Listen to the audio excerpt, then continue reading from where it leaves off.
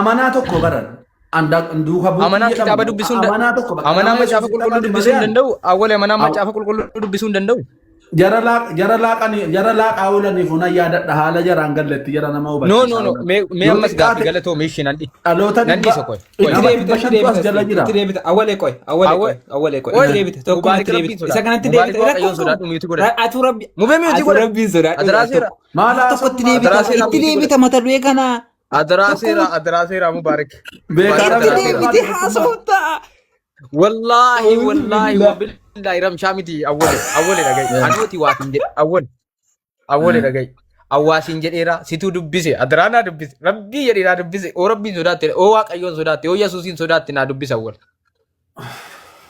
tokke sila maali dhattee quraana dubbifte ishee dubbisuu hin dandeenye eega macaafa qulqulluu dubbisuu hin dandeenye quraana irratti ibsi kennamus hin jiruu dandeetti amma kanas naman gaafatu kanaaf anaa lalaafaadhaan si dubbisuu danda'e quraanaan siin jedhe macaafa dubbisuu hin dandeessu reesh macaafa irratti hiika kennuu hin dandeessu ree macaafni ogummaa nama gaafata dhaloota baay'eetu as jala jira waa'ee ajjechaatiin natti na gaafataa jirtu namni na caalaa ibsa irratti kennuu danda'u dubbisi afaan oromootiin dhaggeeffadhu waan afaan oromootiin bakkuma sana harkaa qabaan jirbisin jedhan nama 500 irratti harkumaan hin qabu maaliin macaafatti namattu awwal itti amantamutti namantu nanaman waan itti amantu tokko dubbisuu maaliif sodaatta qoy dubbisee fixeeraa reeyoon itti aman macaafa minnati jedhaa jirtu maaliifin dubbiftu kun afaan oromooti deemi hiika feeti naa kenni dubbisaan jira suuta adda gai hiikni naan ta'us hiika feeti kennuun jedhe ijoo maraatti awwal sammuun kenna gaadhaa awwal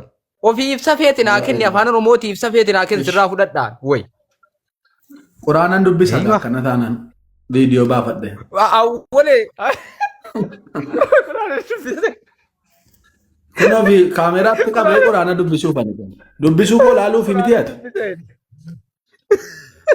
dubbisuu danda'u koo laaluuf miti jaanni kee dhaggeeffadhu awwale yoo dhugaan dandeessaa dhaggeeffadhu saamu'eel tokkoffaa boqonnaa 15 lakkoofsa 3 badii waan inni jedhu dubbisa macaafa mubee macaafa ila yoo sii ta'e tokke quraana natu dubbisa macaafa mubaarakuu dubbisa wallaahi kun awwale wallaahi namumtiti awwal nama of hin tuffachiisinatti wallaahi wabillahi nama of tuffachiisaa jirta warabbal na dhaggeeffadhu way maala wala sheemiidha wallaahi billahi sheemiidha nu yeellee bar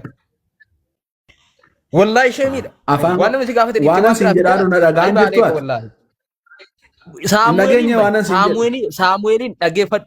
Isa macaafa lakkoofsa 15 boqon dhaggeeffadhu. Macaafni ibsa barbaada macaa tokkummaa.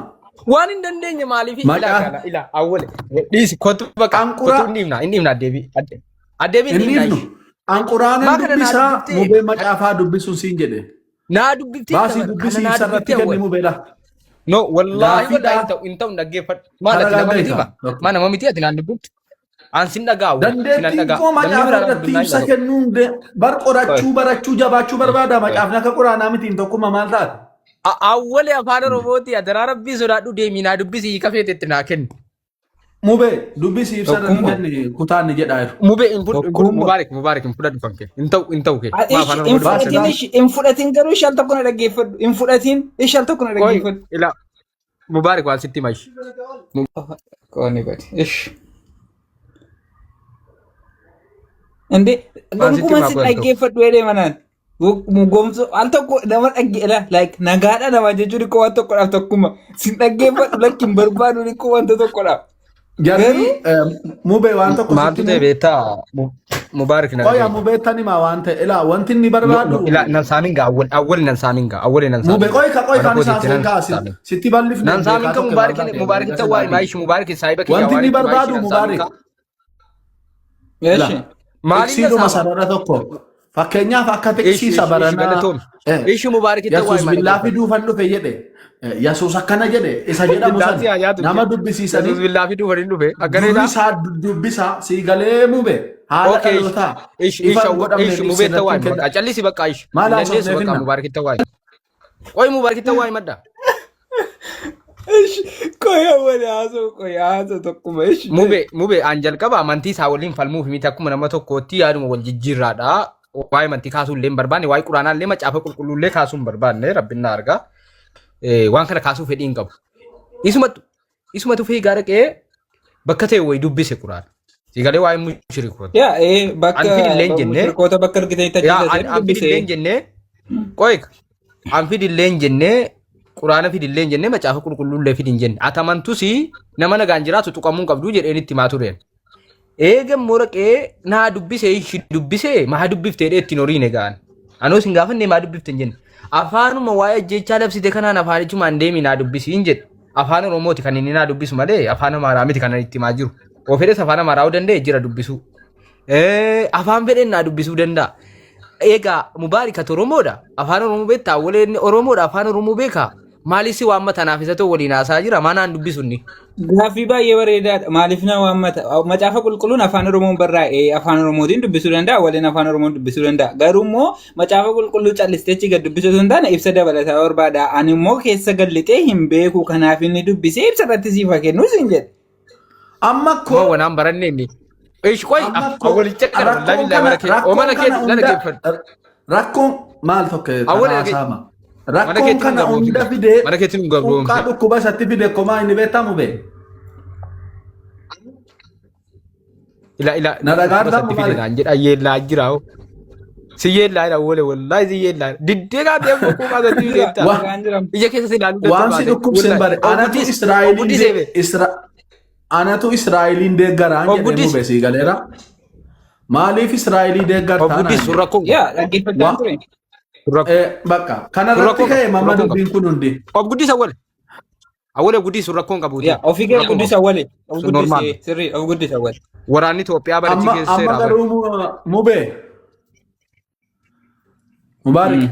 Mubaarik wallahi Mubaarik naan dubbisi. Awwale haadhuman si taasisee dhaggeeffadhu. Ati dhiisi ka eegati hin dhaggeeffadhu. No.